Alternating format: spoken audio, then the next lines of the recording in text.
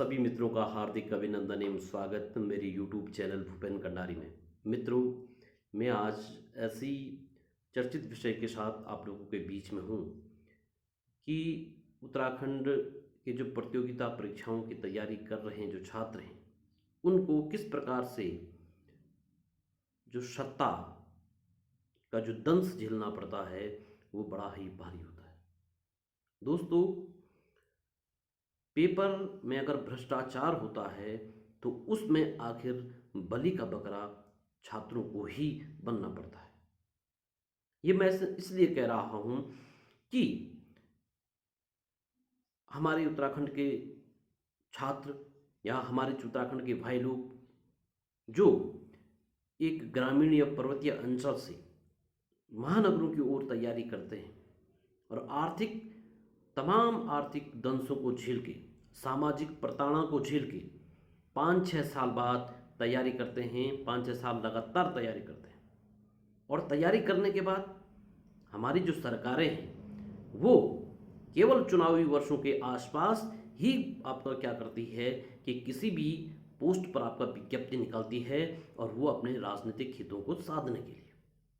और दोस्तों, उसके बाद पेपर कराने में लगभग 3-4 साल लग जाते हैं।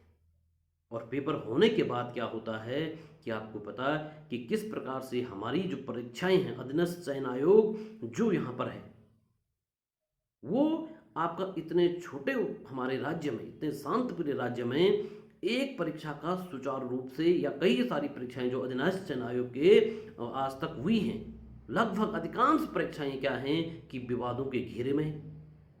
कभी आउट ऑफ सिलेबस प्रश्न पूछ देते हैं, कभी पेपर लीक हो जाता है, कभी सॉफ्टवेयर नहीं चलता है। तो आखिर इसका दंश किसको झेलना पड़ रहा है?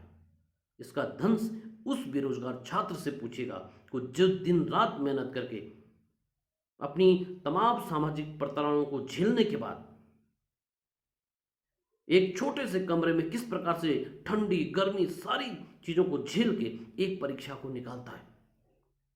और उस परीक्षा में सफल होने के बाद क्या किया जाता है कि कुछ सामाजिक जो अराजक तत्व हैं उनको उस परीक्षा को विघ्न बाधा डालने के लिए प्रयास किए जाते हैं, जिसको हम ये भी कह सकते हैं कि वो भ्रष्टाचार करने का प्रयास करते हैं और किस प्रकार से परीक्षा को रद्द किया जाता है या रद्द किया जाने का प्रयास किया जाता है।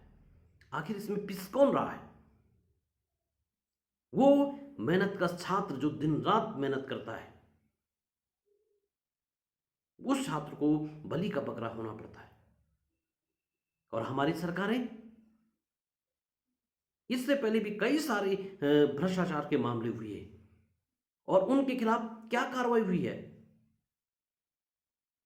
जो इस प्रकार की परीक्षाओं में भ्रष्टाचार करने का प्रयास करते हैं, चाहे वो किसी भी राजनीतिक संरक्षण के अंतर्गत कर रहा है, उसके खिलाफ ठोस कार्रवाई हमारी राज्य सरकारों को करना चाहिए।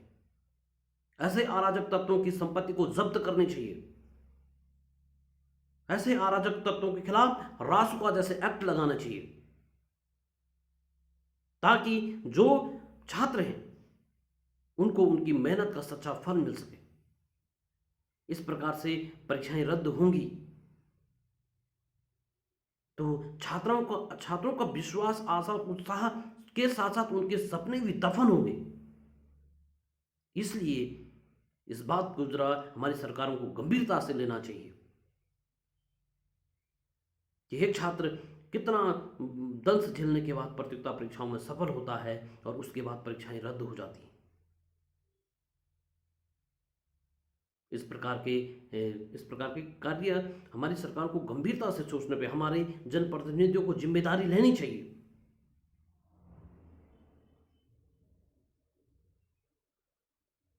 आप सभी को ये मुद्दे उठने चाहिए। जब तक हम नहीं बोलेंगे तो कौन बोलेगा?